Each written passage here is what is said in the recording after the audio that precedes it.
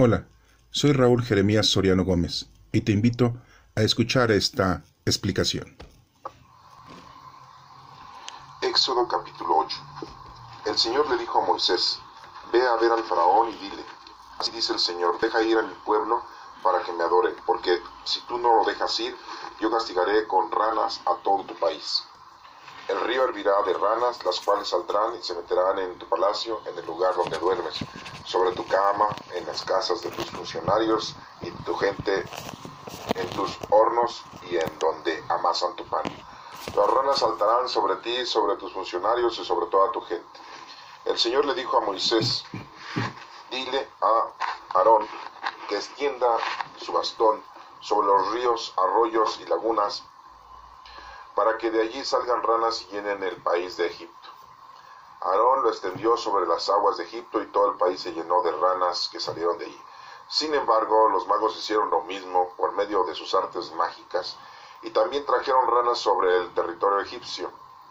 Entonces el faraón mandó llamar a Moisés y a Aarón y les dijo: pídanle al Señor que nos quite las ranas a mí y a mi gente, y dejaré que tu gente vaya a ofrecer sacrificios al Señor. Moisés le contestó al faraón: dime cuándo quieres que yo le pida por ti, por tus funcionarios y por toda tu gente, para que las ranas se alejen de ti y de tu palacio y se queden solo en el río. Mañana mismo, dijo el faraón. Moisés contestó: así será, para que sepas que no hay nadie como el Señor nuestro Dios. Las ranas se irán de tu palacio y se quedarán solamente en el río. Ya no te molestarán ni a ti, ni a tus funcionarios, ni a tu gente. Moisés y Aarón salieron del palacio del faraón. Después Moisés pidió al Señor que alejara las ranas que había enviado sobre el faraón.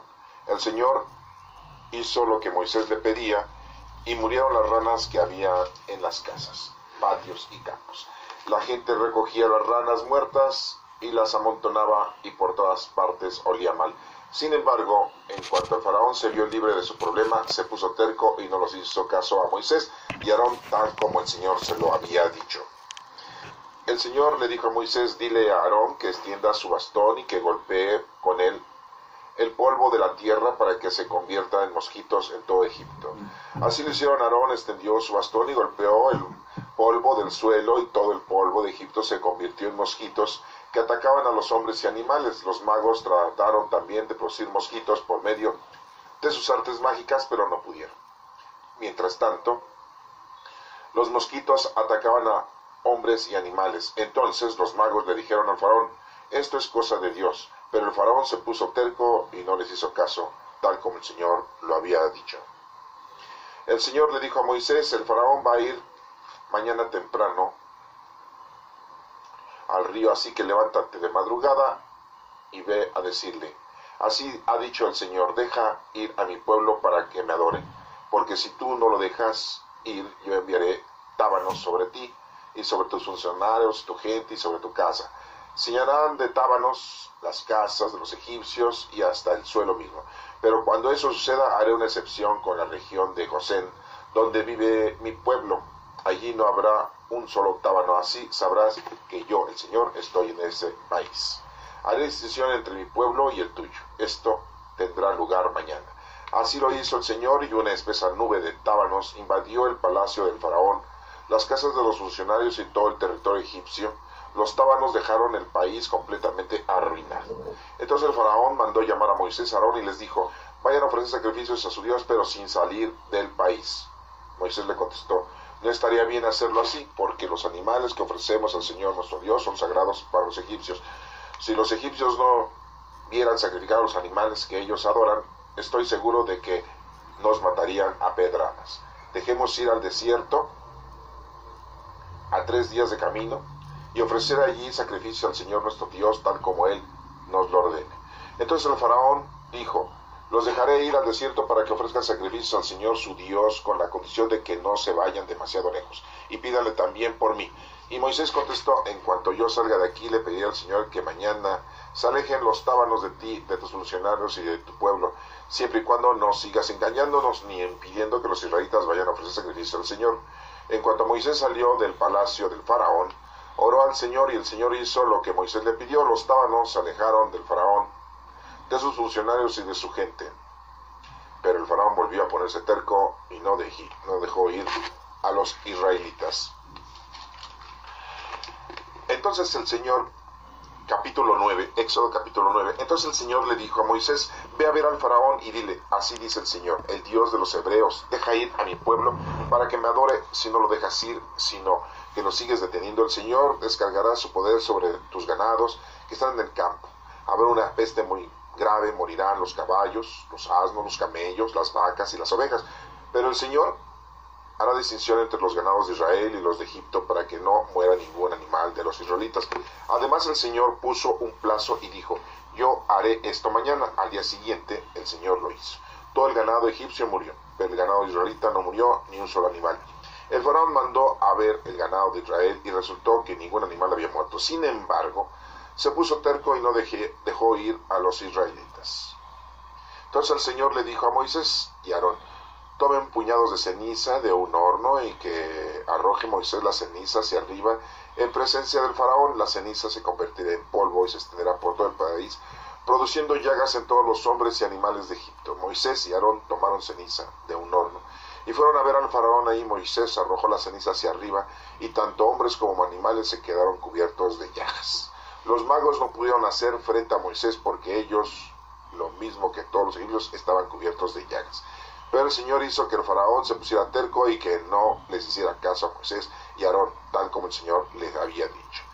Entonces el Señor le dijo a Moisés, levántate mañana temprano y ve a decirle al faraón, así ha dicho el Señor, el Dios de los hebreos, deja ir a mi pueblo para que me adoren, porque esta vez voy a enviar todas mis plagas contra ti y contra tus funcionarios y tu gente, para que sepas que no hay otro yo en toda la tierra.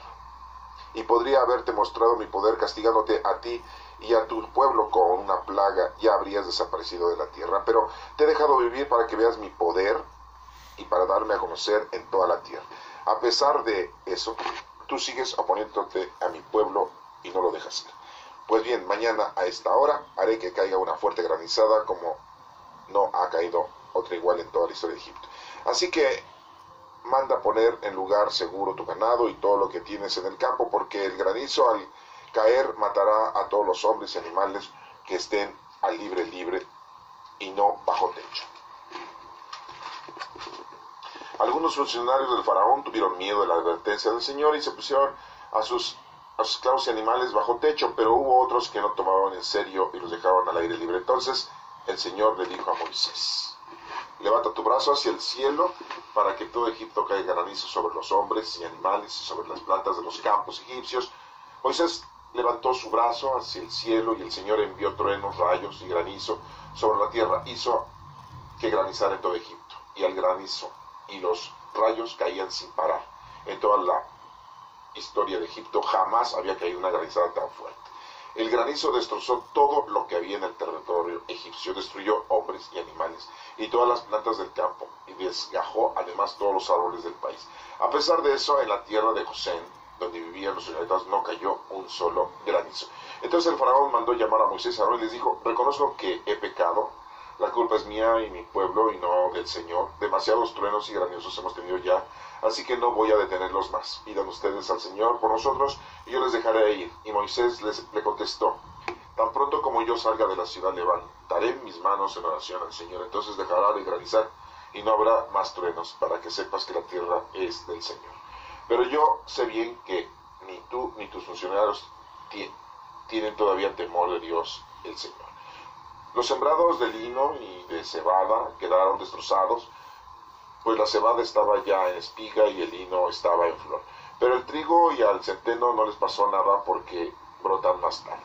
Cuando Moisés salió de la ciudad, después de haber estado con el faraón, levantó sus manos al Señor en oración y inmediatamente dejó de granizar y de llover y no hubo más truenos. Pero en cuanto al faraón vio que ya no llovía ni granizaba, ni había truenos, volvió a pecar, y no solo él se puso terco, sino también sus funcionarios. El faraón se puso terco y no dejó ir a los israelitas, tal como el Señor lo había dicho antes por medio de Moisés. Esta es palabra de Dios. Te alabamos, Señor. Éxodo capítulo 10. El Señor le dijo a Moisés, ve a ver al faraón, pues yo he hecho que él y sus funcionarios se pongan tercos para mostrarles las grandes maravillas que yo puedo hacer, y para que tú las cuentes a tus hijos, nietos, en forma de que me burle de los egipcios y las grandes maravillas que hice entre ellos. Así sabrán ustedes que yo soy el Señor. Moisés y Aarón fueron a ver al faraón y le dijeron, así dice el Señor Dios de los hebreos, ¿hasta cuándo te negarás a humillarte delante de mí? Deja ir a mi pueblo para que me adore, porque si te sigues oponiendo a dejarlo ir, mañana haré que vengan langostas sobre tu país, las cuales cubrirán la tierra en tal cantidad que no se podrá ver el suelo. Se comerán lo poco que haya quedado después del granizo, y se comerán también todos los árboles del campo. Llenarán tus palacios y las casas de tus funcionarios, y las casas de todos los egipcios. Será algo como nunca vieron tus padres ni tus abuelos desde sus días hasta los nuestros. Al terminar de hablar, Moisés dio media vuelta y salió del palacio del faraón. Entonces los funcionarios del faraón le dijeron, ¿hasta cuándo nos vamos a causar problemas a este hombre? Deje su majestad que esa gente se vaya a adorar a su Dios el Señor. ¿Todavía no se da cuenta su majestad de que Egipto está arruinado? El faraón mandó llamar otra vez a Moisés y Aarón y le dijo, vayan a adorar al Señor su Dios. Pero antes díganme, ¿quiénes van a ir? Moisés contestó, tenemos que ir con nuestros niños, ancianos, hijos, hijas, y con nuestras ovejas, vacas, pues el Señor es, nosotros haremos una gran fiesta al Señor. Pero el faraón les dijo, claramente se ven sus malas intenciones, si ustedes creen que el Señor los va a acompañar y que voy a dejar que ustedes y sus niños se vayan, pues no va a ser así. Ven ustedes los hombres adultos a adorar al Señor, ya que eso es lo que quieren. Y el faraón heredó que los echaran de su presencia, pero el Señor le dijo a Moisés, extiende tu brazo sobre Egipto para que vengan las langostas y acaben con todas las plantas del país y con todo lo que quedó después del granizo. Moisés extendió su brazo sobre Egipto y el Señor hizo venir un viento del este que sopló sobre el país, y todo el día y toda la noche, al día siguiente, el viento del este había traído las langostas, las cuales invadieron todo el país. Nunca antes hubo ni habrá después tanta langosta como en aquel tiempo, pues cubrieron la tierra en tal cantidad que no se podía ver el suelo, y se comieron todas las plantas, toda la fruta que había quedado en los árboles después del granizo. No quedó nada verde en ningún lugar de Egipto, ni en el campo, ni en los árboles. El faraón mandó llamar inmediatamente a Moisés y Aarón y les dijo, he pecado contra el Señor, su Dios, y contra ustedes, pero les ruego que tan solo esta vez perdonen mi pecado y que oren por mí al Señor, su Dios, para que por lo menos aleje de mí esta plaga mortal. En cuanto Moisés salió del palacio de Faraón, oró al Señor. Entonces el Señor cambió el rumbo del viento y lo convirtió en un fuerte viento del oeste que se lo llevó a las langostas y echó en el mar Rojo. No quedó en todo Egipto una sola langosta, pero el Señor hizo que el faraón se pusiera terco y que no dejara ir a los israelitas. Entonces el Señor le dijo a Moisés, extiende tu brazo hacia el cielo, para que en todo Egipto haya una oscuridad tan espesa que hasta se pueda tocar. Moisés levantó su brazo hacia el cielo, y una oscuridad tan grande en todo Egipto, que durante 3 días nadie podía ver a su vecino ni moverse en su lugar. En cambio, en todas las casas de los israelitas había luz. Entonces el faraón mandó llamar a Moisés y le dijo, vayan a adorar al Señor y llévense también a sus hijos, pero dejen aquí sus ovejas y sus vacas. Pero Moisés contestó, al contrario, tú mismo nos vas a dar los animales que vamos a sacrificar y quemar en honor a nuestro Señor Dios. Además, nuestros ganados irán con nosotros. Ni un solo animal debe quedarse, porque tenemos que escoger algunos de ellos para rendir culto al Señor. Mientras no lleguemos allá, no sabremos qué vamos a necesitar para adorar al Señor.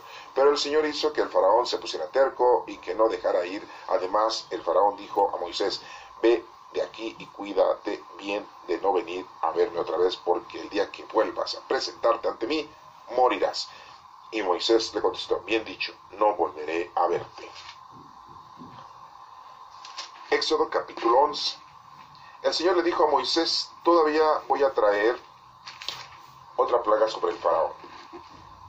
Y los egipcios, después de esto, el faraón no solo va a dejar que ustedes salgan, sino que él mismo los va a echar de aquí. Pero ahora diles a los israelitas, hombres y mujeres, que pidan a sus vecinos y vecinas objetos de oro y plata. El Señor hizo que los egipcios fueran muy amables con los israelitas. Además, los funcionarios del faraón consideraban a Moisés como un hombre extraordinario, y lo mismo pensaban todos en Egipto. Moisés dijo al faraón, así ha dicho el Señor, a la medianoche pasaré por todo Egipto y morirá el hijo mayor de cada familia egipcia, desde el hijo mayor del faraón que ocupa el trono hasta el hijo mayor de la esclava que trabaja en el molino. También morirán todas las primeras crías de los animales. En todo Egipto habrá gritos de dolor como nunca los había habido ni los volverá a haber. Y para que sepan ustedes que el Señor hace diferencia entre egipcios e israelitas, ni siquiera le ladrarán los perros a ningún hombre o animal de los israelitas. Entonces vendrán a verme todos los funcionarios tuyos y de rodillas me pedirán, váyase tú y toda tu gente que te sigue, antes de eso no me iré. Y muy enojado Moisés salió de la presencia del faraón. Después el Señor le dijo a Moisés, el faraón no les va a hacer caso a ustedes, y así serán más las maravillas que yo haré en Egipto. Moisés y Aarón hicieron todas estas maravillas delante del faraón, pero como el Señor lo había ponerse terco, el faraón no dejó salir de Egipto a los israelitas. Esta es palabra de Dios. Te alabamos, Señor. Bueno, hemos escuchado las diferentes plagas que se presentaron en Egipto, que Dios hizo caer sobre Egipto por causa de la terquedad del faraón de no dejar ir al pueblo a adorar en el monte Oreb. Pero vemos aquí algo muy insistente, que el faraón se ponía terco porque Dios así estaba decidiendo que se pusiera terco él y que se pusiera terco sus funcionarios de no dejar salir al pueblo hebreo de Egipto. Nos estamos dando cuenta entonces que aquí todas las reacciones que se presentan son reacciones que Dios ya las tiene planeadas. Muchos estudiosos dirán, es que los egipcios, el faraón, fueron víctimas del poder divino, porque al final de cuentas sufrieron tantas calamidades porque el Señor, nuestro Padre Dios, hizo que se pusiera terco el faraón y sus funcionarios. O sea que Dios les hizo esa acción, pero también hizo la acción de que sufrieran con esas plagas. Así dicen algunos estudiosos. Algunos otros dicen no. Lo que pasa es que todo era ya un plan, todo ya estaba en un destino, solamente Dios está aquí haciendo su acción divina, está haciéndose presente para ayudar al pueblo hebreo. Otros estudiosos dicen, no, definitivamente ya todo está escrito. Así estaba escrito para que se presentara el poder divino y quedara impreso en la historia de los egipcios, al igual que en la historia de los hebreos, de que el poder de Dios es increíble. Y por eso es que las cosas se suscitaron de esa manera. Esto quiero confrontarlo con la época de nuestro Señor Jesucristo, cuando Judas Iscariote va y lo entrega, y le dan 30 monedas, él no las pide, se las dan, y él las arroja en el templo. Él lo que había querido realizar era concertar una cita con el Sanedrín, era lo que quería hacer Judas Iscariote. En ningún momento él decía, te voy a vender, pues si no está vendiendo carne de res, no está vendiendo carne de puerco. Él quería concertar una cita con el Sanedrín para limar asperezas y para que llegaran a un funcionamiento mejor. Y así él iba a quedar como un gran apóstol, como un gran discípulo del Señor, como el jefe de jefes, un funcionario, un diplomático con el cual se están llevando las cosas de mejor forma. Él lo que trataba era también de llevar a cabo un apoyo, una ayuda para el gobierno que él creía que se iba a presentar de ese día en adelante con nuestro Señor Jesucristo, viendo que pues hacía situaciones muy milagrosas, y que también había enfrentado al Sanedrín y que también había enfrentado a los malosos. Tenía toda la personalidad de nuestro Señor Jesucristo de ser todo un líder, todo un gobernante, todo un rey. Y Judas Iscariote pues tenía eso en mente, y siendo él la mano derecha, según creyéndose él, pues trata de concertar una cita. Pero quiero decirles a ustedes por qué les recuerdo todo esto. Porque todo estaba ya planeado por Dios. Alguien tenía que concertar esa cita, o como vulgarmente se dice en nuestra traducción, en nuestro idioma, fue entregarlo. Eso de entregarlo, ¿verdad? Pues, podríamos decirlo ya en la actualidad, no es que lo fue a entregar, podríamos decir en la actualidad que fue de borrega a decirles a los fariseos en dónde se encontraba nuestro Señor Jesucristo. Y no solo de borrega, sino cínicamente va ahí y los conduce hasta donde está nuestro Señor Jesucristo. Pero pongámonos acentuando esta situación, y la quiero comentar para que quede muy, muy claro, ¿verdad?, de que en realidad todo ya estaba planeado por Dios. Alguien lo tenía que llevar para que se suscitara toda la acción del sacrificio de nuestro Señor Jesucristo y en su aprehensión, su condenación y su muerte. Si alguien no hubiera hecho eso, pues como se hubieran suscitado las cosas, se hubieran suscitado de otra manera. Y aquí la situación era de que no iba a haber un pleito entre los guardias del Sanedrín y los discípulos. Hubieran, no sé, tenido algunos muertos. Los discípulos no andaban armados y la guardia del Sanedrín se andaba armada. Si hubieran querido aprender a nuestro Señor Jesucristo de día, y donde había mucha gente, pues mucha gente se iba a oponer a la guardia del Sanedrín y después iban a rebelarse en contra del Sanedrín, y a lo mejor en la trifulca pues mueren algunos del pueblo, y si hubieran sido nada más los discípulos, a lo mejor mueren algunos de los discípulos porque hubieran querido defender a nuestro Señor Jesucristo. Se hubiera suscitado la situación de diferente forma. Pero aquí Judas Iscariote lo estamos denotando que tenía que cumplir con lo que el Señor ya le había dispuesto. Era un plan. Por eso es que Judas, cuando le dice, ¿acaso soy yo, maestro? Ve a hacer lo que tienes que hacer, le dice a nuestro Señor Jesucristo. Entonces se da cuenta Judas diciendo, bueno, es que el maestro pues es un sabio. El maestro es un profeta, el maestro es el Hijo de Dios, como lo había dicho Pedro. Pues todo lo sabe. Entonces, si ya sabe que yo le estoy concertando una cita con el Sanedrín, pues voy a hacer lo que tengo que hacer. Ya está todo, pero bien arreglado. Pensando él humanamente, ¿verdad? Pero bueno, hasta ahí les dejo nada más esta pequeña explicación con respecto al plan salvífico de nuestro Señor. Esto es lo mismo. Aquí estamos viendo que ya hay un plan, y aquí pues el Judas Iscariote de esta época, la época de Moisés, pues es el faraón. Sí, porque sin darse cuenta pues está cumpliendo con el plan salvífico de Dios.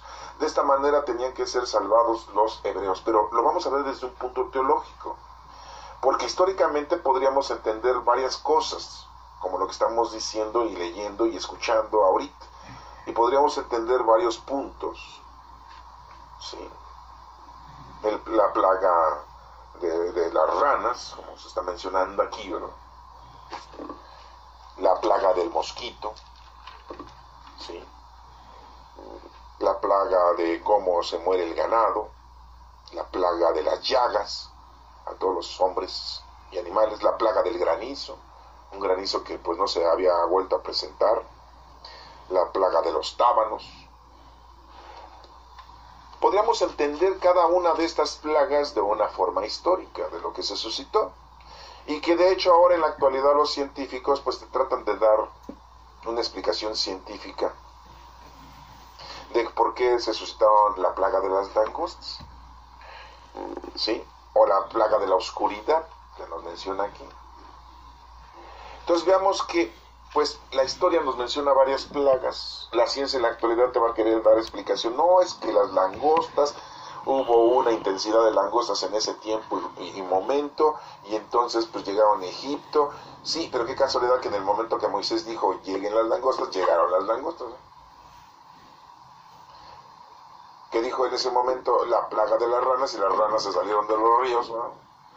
Hubo un movimiento X fenomenal, ¿sí? Acuático, ecológico, y Egipto fue en el momento preciso que Moisés dijo las ranas, y órale.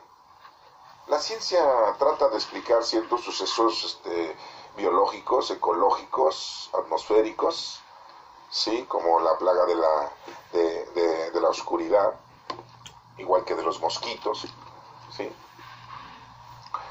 Pero nosotros tenemos que verlo desde un punto teológico, porque si nada más lo vemos desde un punto histórico, pues ahí nos vamos a quedar. Y si lo vemos desde un punto literal, pues también nos vamos a quedar con ciertos puntos sin definir, como lo que estamos mencionando. ¿Cómo es posible, verdad? Pobre faraón, fue víctima como dicen algunos estudiosos, de nuestro Padre Dios, porque lo agarró como su menso, de hacerlo terco para que no dejarle caerle más a Egipto. Desgracias y desgracias y desgracias. Pero todo esto conlleva un porqué, y es lo que vamos a ver teológicamente. Porque muchos de ustedes dirán, bueno, pues es que Dios es un Señor, un Dios muy aterrador, muy castigador. ¿Cuántos años duraron ahí en Egipto los hebreos? 400 años, y al principio de esos 400 años pues no les iba mal, estaban a todo dar. O sea que no vayan ustedes a pensar que desde el año número 1 hasta el 400 sufrieron. No. Lo que pasa es que en Egipto, lo hemos visto en otras lecturas, empezaron a tener los egipcios, cuando ya no había nuevas generaciones, empezaron a ver que los hebreos se multiplicaban de más, las mujeres hebreas tenían muchos hijos, las egipcias tenían 1 o 2, a lo mejor se moría la mamá, pero los hebreos tenían 5, 6, 7, 10, y tenían muchos varones, y tenían miedo de que se fueran a apoderar del país, los hebreos. 1. 2. De que si llegaran enemigos en contra de Egipto, los hebreos se pusieran de parte de los enemigos y les poncharan su matriz a los egipcios. Tenían miedo. Y es por eso que toman esa decisión. Desplazarlos, de esclavizar. Recuerden que mandaron matar a todos los niños varones. Y de ahí salió Moisés escondido, su mamá lo esconde en una canasta de mambré, lo ponen en el río Nilo y lo agarra a la egipcia y lo adopta como su hijo, etcétera, etcétera, que ya lo hemos visto.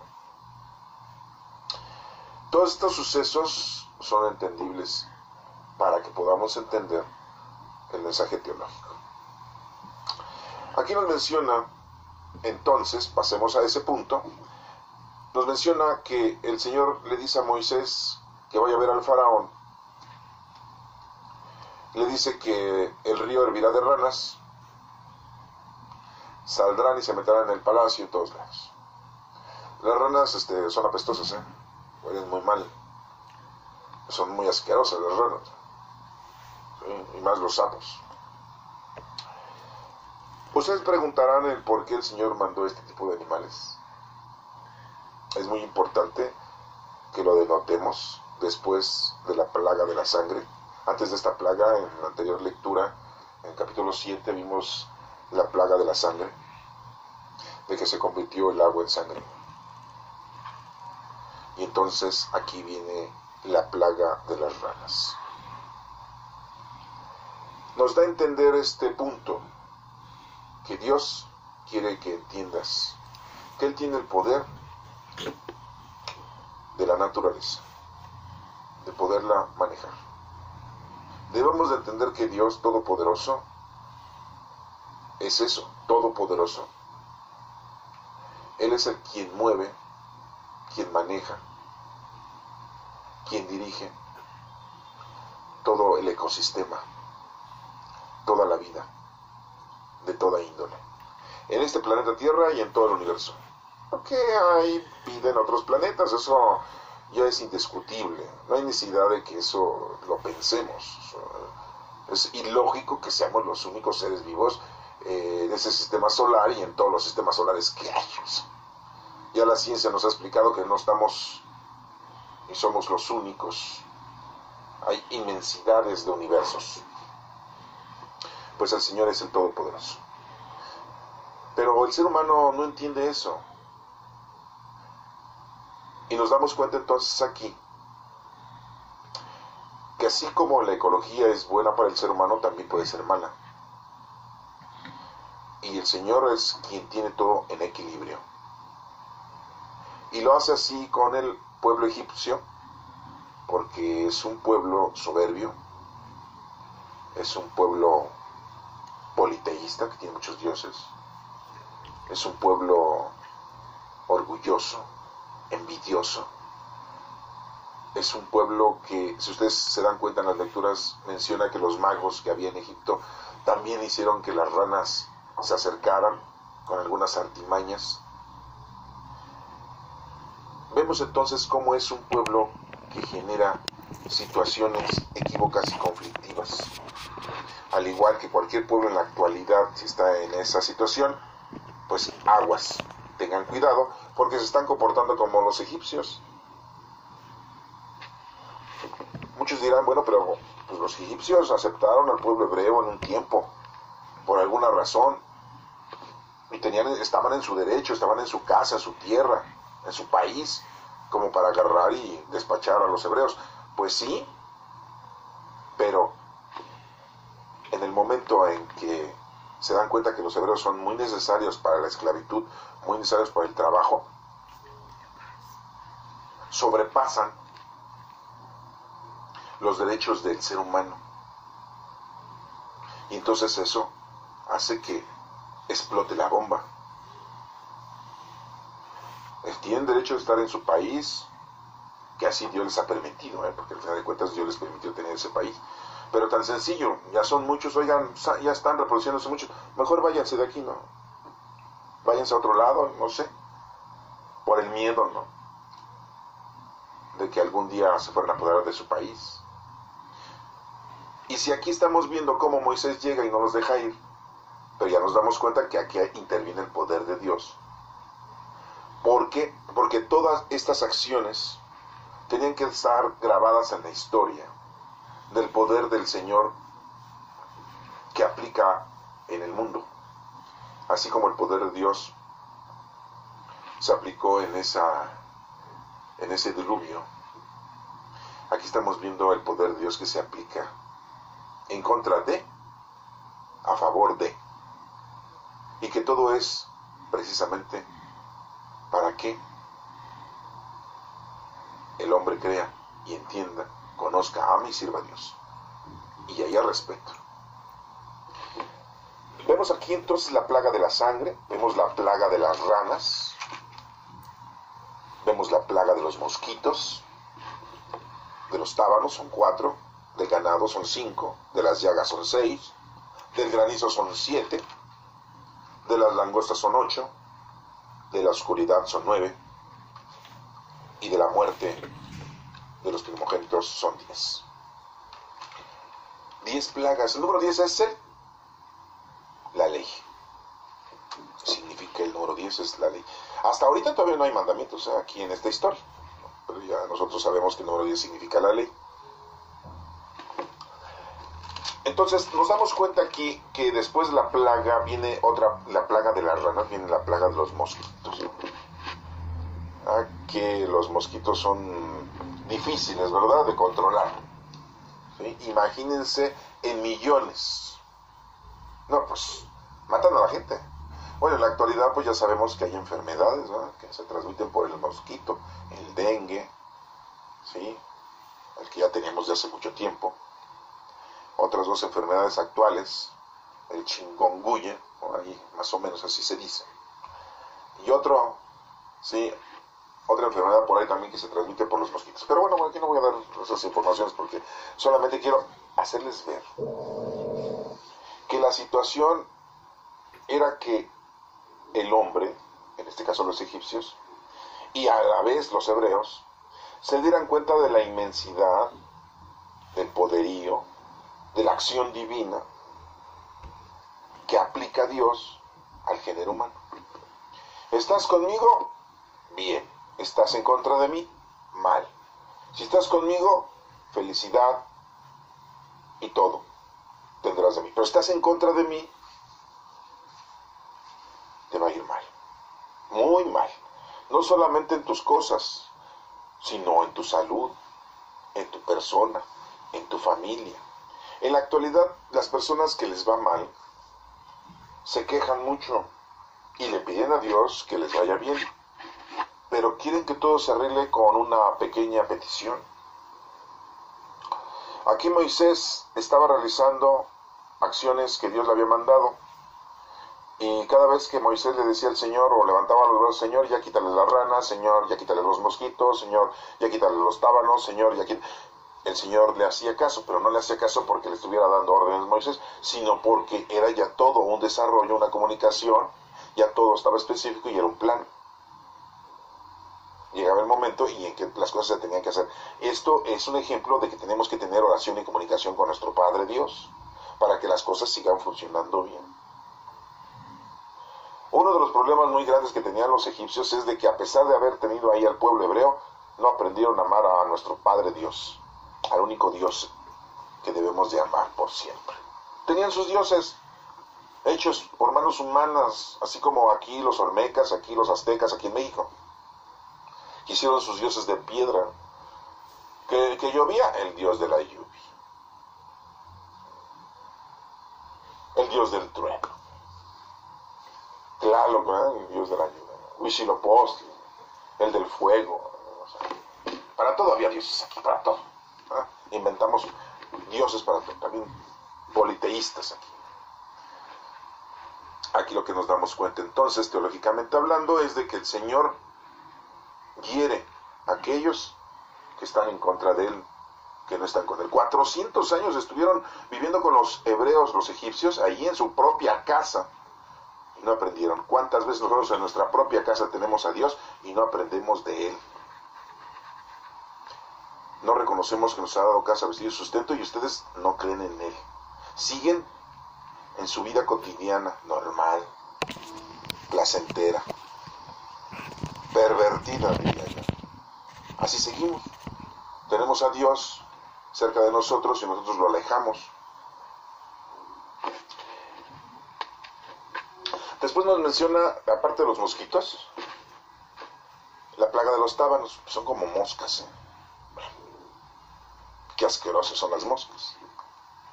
Muy difícilmente ustedes tendrían mosquitos y moscas en su casa, como dije, ay, pobrecitos animalitos, ¿no? Imagínense, la transmisión de infecciones. Todo está controlado por nuestro Padre Dios, todo.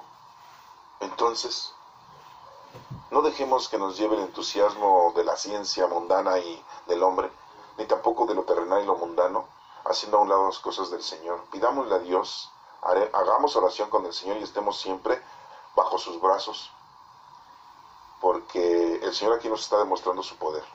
Para eso son las 10 plagas, para eso. Las 10 plagas que cayeron en Egipto eran precisamente para demostrarnos el poder de toda índole, de todos los aspectos que Dios tiene sobre toda la creación. Sí, toda la creación, el mundo, los planetas, el ser humano, los universos, de todo. Tiene poder sobre todo. Esa es la presencia de Dios en las 10 plagas que hace el Señor para que nos demos cuenta de su poder total. Sí, expliqué bien, ¿no? Las 10 plagas son para que el ser humano, nosotros, entendamos que Dios es el Todopoderoso. Para eso son las 10 plagas, así de sencillo. Y todavía no acabo de pasar con las 10 plagas, andamos aquí todavía con la de los tábanos, ¿no? Que son como moscas. Pero para eso son las 10 plagas.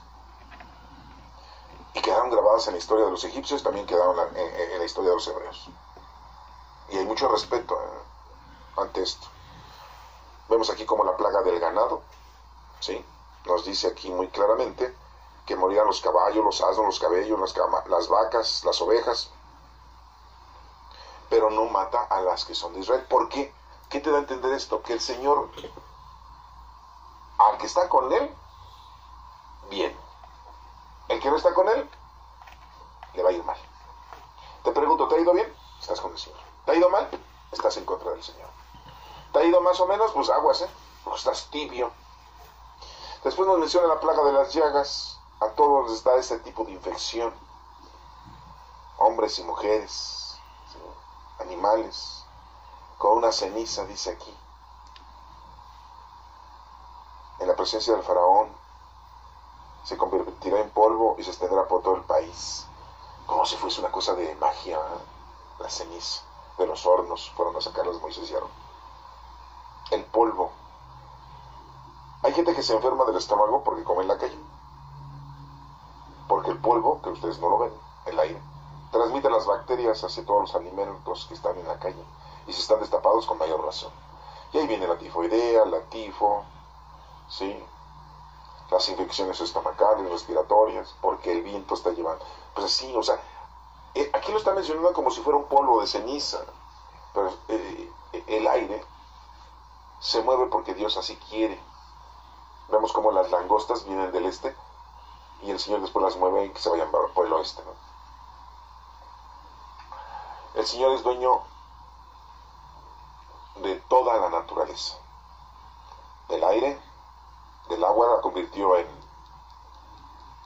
sangre. El aire aquí estamos viendo que es un polvo, una ceniza, y contamina. La tierra que produce esos mosquitos, esos tábanos. La plaga del granizo, el agua de lluvia, las nubes. Dirán ustedes, bueno, en ese entonces pues no sabían exactamente cómo caía el granizo, pero ahorita ya sabemos que son nubes cargadas de agua, que están congeladas y a la hora de chocar se rompen y caen los trozos de hielo. Entonces me imagino que en aquel entonces las nubes estaban muy abajo, cerca de la tierra, no estaban muy altas las nubes, y al chocar pues se desprendieron, por eso cayeron tremendos trozos de hielo que mataban a la gente y mataban a los animales. Imagínense, yo creo, tamaños de hielo, pues no sé, del tamaño de un balón de fútbol. Sí, no eran granizos chiquitos, así como canicas, no. Nos da a entender el Señor que tiene el poder sobre el agua, sobre la tierra, sobre el aire, sobre el universo, sobre el cielo. Las langostas, nos menciona aquí, que también manda. También nos habla de la oscuridad. Dios tiene el poder del día y de la noche, como está escrito en el Génesis. Y al final nos menciona aquí muy claramente que Dios tiene el poder sobre la vida. Y aquí dice que van a morir todos los primogénitos de los egipcios y de todas las crías, excepto, lógico, que la de los israelitas, ¿no? Unos estudiosos dicen, no, pues sí, está mal, o sea, muy mala onda de nuestro Padre Dios, ¿no? Bueno, ellos no le dicen Padre Dios, es muy mala onda del Dios de los hebreos, ¿no? Es un Dios castigado, ¿no? Se pasó de lanza, ¿no? Porque mandó a matar a todos los primogénitos, y no fue culpa del faraón, porque al final cuenta, Dios hizo que el faraón se pusiera terco. Entonces nos damos cuenta muy claramente que Dios tiene el poder sobre nuestras conciencias, sobre nuestros deseos, sobre nuestras aptitudes y actitudes. Dios tiene poder sobre nosotros siempre. Y si algo estamos haciendo, no se mueve nada sin la voluntad de nuestro Padre Dios. Él es el Todopoderoso. Y por eso le pedimos a Dios esa oración que nos enseñó nuestro Señor Jesucristo. Sí. Muy claramente, la voy a repetir rapidísimamente, no se aburran. Padre nuestro, que estás en el cielo. Está en su reino ahí. Santificado sea tu nombre. Le decimos al Señor que lo amamos, lo adoramos. Venga a nosotros tu reino. Su reino es que Él, como ahorita lo estamos viendo, es el dueño de todo, que su reino es el Espíritu Santo, que habita en nosotros y que nos domine siempre. Venga a nosotros tu reino, hágase tu voluntad. Y nosotros mismos le debemos de pedir a Dios eso, porque al final de cuentas, aunque no se lo pidamos, nuestro Padre Dios hace su voluntad. Y no es que sea un Padre de Dios voluntarioso, sino que Él sabe exactamente qué es lo que nos conviene, qué es lo mejor y lo perfecto para nosotros.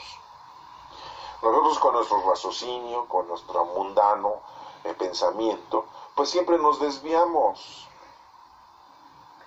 y nos vamos muy lejos, y no entendemos que Dios es quien nos domina. Dios es el que nos mueve, es nuestra guía. Y aquí vemos entonces que mueren todos los primogénitos, y como dicen esos estudiosos, uy, qué feo, ¿no? Que nuestro Padre Dios es un Padre asesino, porque mata. Aquí el único que da la vida es Dios, y el único que quita la vida es Dios. Yo quisiera que la ciencia en la actualidad nos dijera cómo es que pudo haberse muerto todos los primogénitos de los egipcios y de las crías de Egipto y no de los israelitas. Dirán ustedes, bueno, es que a lo mejor se contagiaron de una infección, pero si vivían cerca ahí los israelitas, ¿por qué no se contagiaron también los israelitas? Y si hay una infección, que la infección nada más agarra y dice, este es primogénito, este sí, este no. La ciencia, desafortunadamente, en la actualidad no nos puede todavía decir de esto, pero sí nos explican que porque las langostas, sí nos explican porque la oscuridad, que posiblemente un eclipse o una tormenta de arena, sí nos explican cómo los mosquitos se pudieron haber producido, los tábanos o las langostas, como se los estoy mencionando, ¿verdad? O el agua con sangre, que en realidad era un colorante de una hierba que nace en la profundidad y que cambia de color con respecto a los rayos solares. No, o sea, la ciencia te da muchas explicaciones, o trata de dar muchas explicaciones de todos tus sucesos, como tantas explicaciones que ya nos ha querido corroborar. Qué bueno que estén en eso, qué bueno que estén investigando, qué bueno que estén haciendo todo lo posible, porque al final de cuentas las cosas tuvieron que haberse suscitado de alguna manera, porque no son milagrosas desde el punto de vista humano. Tienen que tener un principio y un fin, pero para que tengan un principio y un fin, quien haya hecho esto, pues es nuestro Padre Dios. Y nuestro Padre Dios agarró H2O, que es el agua, para hacer lo que tenía que hacer en el mundo, ¿verdad? Y así consecutivamente todas las demás cosas tienen un principio y un final físico, químico. Las cosas que se suscitaron, pero para que esas cosas se suscitaran, pues hay un Dios todopoderoso que las mueve. Una reacción química, un químico la hace. Cloruro de sodio, cloruro de potasio. Combina los elementos químicos para hacer esa fórmula. Bueno, pues el químico las junta. Bueno, pues Dios junta las cosas fenomenales, naturales, astronómicas, para que se susciten y haya un resultado. ¿Sí? Bueno, no sé si me estén entendiendo o ya me estoy saliendo del tema, pero aquí lo importante es ver que nuestro Padre Dios, como muchos estudiosos lo critican diciendo que pues es un asesino porque mandó a matar a todos los primogénitos de las crías y de los egipcios, pues no es así. Aquí les dijo algo que les iba a ocurrir a los egipcios por alguna razón obvia que tenían los egipcios. Se acababa toda la primogenitura de los egipcios. Acuérdense que es muy importante la primogenitura. ¿Se acuerdan cuando Jacob recibió la primogenitura robándosela a Esaú, de su papá Isaac, cuando ya no veía a Isaac y que se hizo pasar por su hermano Esaú? ¿Se acuerdan de la primogenitura que le dio Abraham a Isaac? Lo mismo Jacob cuando le dio la bendición a los hijos de Judá y que no le quiso dar la primogenitura a Rubén por haberse acostado con una de sus concubinas, y se acostó teniendo relaciones sexuales con una de sus concubinas, una de las esclavas de sus mujeres. La primogenitura era muy importante. Esto te quiere dar a entender que el Señor, bueno, antes de que te diga esto quiere ser muy importante porque siempre nosotros tenemos, algunos en la actualidad todavía hombres, quieren tener varones en su casa como hijos. Yo no sé de dónde les venga eso, nunca se los explicaron, pero siempre lo tienen presente. No, hay que tener hijos en la casa, hijas no, pero hijos. Y que el primero sea hijo, varón. Ay, no, sí, pues es que va a ser la cabeza de la casa cuando yo no esté, o cuando, mi mano derecha. No, esas cosas se acabaron. Pues aquí los egipcios tenían esa misma razón de ser. Sentían que el primogénito pues era el más valioso. Y aquí Dios les está quitando eso valioso. Esto te da a entender que Dios te quita todo y te da todo. Si estás con Él, todo. Si te quita, todo es porque no estás con Él. Eso es un ejemplo muy importante, ¿no? La vida solamente nos las da Dios y Dios nos las quita. El día que yo me muera, el día que tú te mueras, ni modo que digas, ay Dios, eres un asesino porque ya me estás matando, ¿no? Porque me estás quitando la vida. Oye, no inventen. Por alguna razón natural o biológica te vas a morir. Porque no somos eternos. Hasta nuestro Señor Jesucristo murió. Sí, algunos de ustedes van a empezarme a decir, bueno, pero aquí, por ejemplo, Elías no murió, Enoc no murió. Dicen que nuestra Santísima Madre tampoco murió, ¿sí? Que no fueron encontrados sus restos. Pero ese es otro tema, ya después lo vamos a platicar, ¿no? Pero todos en un determinado momento nos vamos a morir, estamos de paso aquí. Dios ya no lo dijo. Somos mortales, desde el momento en que comemos del árbol de la sabiduría, del bien y del mal, somos mortales. Si hubiéramos seguido comiendo del árbol de la vida, pues se dice árbol de la vida, pues no tendríamos la muerte. ¿Y cómo empezó todo eso? Pues así nos lo dice de una manera simbólica, paradójica, como semejanza, el libro del Génesis, en donde nos habla de Adán y Eva. Sí, porque van a empezar a decir, no, pues es una película ya muy trillada, eso está como muy raro. Sí, si lo ves como literal así, pues sí. No, tiene un significado, ya lo hemos explicado en otras lecturas. ¿Sí? Eso dicen unos estudiosos con respecto a cuando mueren todos los primogénitos de Israel. Y el mensaje es ese, que Dios tiene poder sobre todo. Hemos visto 10 plagas, hemos visto el poder de Dios. El número 10 es la ley, es Dios mismo.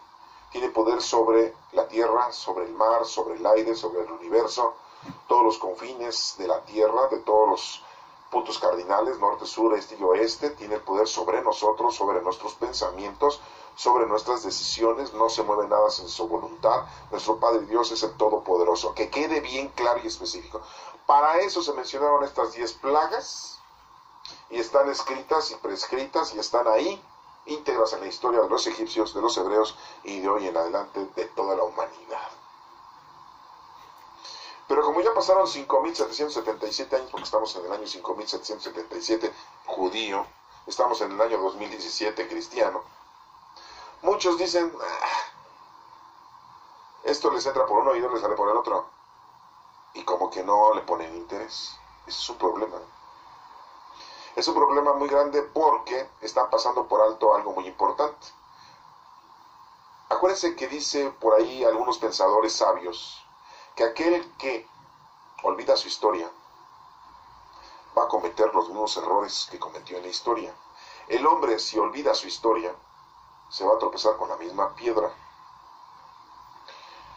No podemos olvidarnos de esto, de estas cosas, y están escritas aquí, en el Éxodo, en la Torá, en el Pentateuco. Es el segundo libro de las Sagradas Escrituras. Teológicamente entendemos esto. Hay otros estudiosos, teólogos,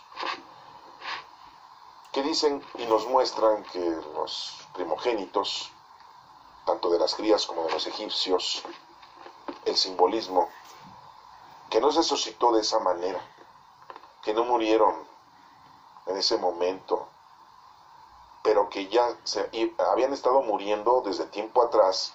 Todos los primogénitos de los egipcios tenían un problema de salud.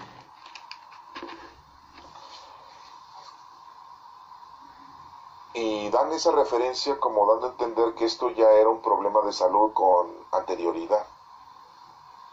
Pero aquí la Sagrada Escritura nos menciona que exactamente cuando se suscita la plaga se mueren. Y principalmente aquí es notorio el primogénito del faraón. El faraón no les va a hacer caso, dice aquí la Sagrada Escritura. Moisés y Aarón hicieron todas estas maravillas delante del faraón, pero como el Señor lo había hecho ponerse terco, el faraón no dejó salir de Egipto a los israelitas. En ese momento se cumple esa plaga de la muerte de los primogénitos. Algunos estudiosos lo dicen así, ya habían estado muriendo, tenía una cosa muy rara, una cosa de coincidencia, ¿verdad? Y llegó a morirse ahí el hijo del faraón en el tiempo de Moisés, pues así pero aquí está muy prescrito de que, diseñado, informado, de que en el momento que Moisés le dice al faraón, se van a morir los primogénitos de las crías y de tus funcionarios, se cumple. Pero hay Hay otra observación más teológica de otros estudiosos, teólogos, con respecto a este suceso, y lo replico mucho porque le digo que es muy criticado este aspecto, porque dicen que nuestro Padre Dios pues es un asesino. No puede ser asesino nuestro Padre Dios, definitivamente, porque Él es el dueño de la vida. Pero hay unos estudiosos teólogos que nos mencionan que la palabra primogénito no se refería solamente al primer hijo, sino al que le habían heredado, sino al que le habían dado todo honor dentro de la familia, o era el hijo más proveniente, el hijo más próspero, no necesariamente que había sido el primero. En los animales pues era la mejor cría, la que había nacido sin mancha. Hablando de un animal con manchas, pues que este animal no había hablado, y un borrego o una cabra, un caballo, más hermoso, más fino. Algunos estudiosos dicen eso, que no se refería exactamente, pero aquí el suceso es que de los israelitas no se murió ninguno, y ellos dicen, es que los israelitas no le tenían apego a eso. No estaban viendo de que, a ver, mi animal el más próspero, el mejor, el que tiene mejores cualidades, ¿no? No estaban en eso, no estaban inmersos en lo mundano y en lo terrenal. Y a los hijos pues los trataban a todos por igual. No nos habla la Sagrada Escritura que aquí hubiese habido que cada familia tuviera sus primogénitos de una manera, aunque lo sabemos que sí son, los hebreos. Pero bueno, son ideas y estudios de otros teólogos que tienen otras observaciones diferentes. Entonces, regresemos al punto primordial. Las 10 plagas se hicieron presentes por fuerza de nuestro Padre Dios ante un pueblo que Dios quiso que fuera el representante de estas plagas, para que quedaran en la historia escritas, para que las estudiáramos, las leyéramos y las aprendiéramos y nos diéramos cuenta que nuestro Padre Dios es todopoderoso. Ahora sí puedes presumir ante la gente en la que tú estés y decirle a la gente, cuando Dios demostró todo su poder, que tiene el poder sobre todo lo que hay, en las 10 plagas que le mandó a Egipto. Ahí están, íntegras. ¿Sí? Porque ustedes podrán decir, no, pues el poder de Dios se manifestó cuando abrió en la época de Moisés el mar. No. Cuando Dios mandó el diluvio, ahí demostró todo su poder. No. Cuando Dios habló con Abraham, cuando Dios mandó a los ángeles con Abraham y después se fueron a destruir Sodoma y Gomorra, Abraham pidiéndole por su sobrino Lot y su mujer y sus hijas a nuestro Padre Dios, y ahí demostró Dios su poder sobre la destrucción de Sodoma y Gomorra. No. Esos sucesos no eran para que Dios demostrara todo su poder, no. Ahí usó su poder nuestro Padre Dios, sí, claro, ahí se manifestó el poder de Dios, pero ahí no nos está indicando, teológicamente hablando, todo el poder de Dios que hay sobre todo, no. Aquí sí. ¿Y saben cuándo después? También, pero eso se los voy a dejar de tarea para que lo estudien ustedes o lo analicen.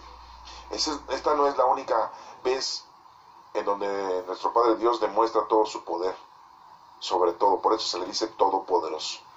Nuestro Padre Dios es todopoderoso. Y esta es una representación bíblica, por escrito, histórica, en 2 países, con 2 gentes diferentes, con un poder de la tierra mundana y terrenal, y con un poder de gente siendo esclava. Espero que hayas entendido esto y que te des cuenta que hay cierta información que todavía nos hace falta analizar, pero poco a poco en los demás capítulos las vamos a ir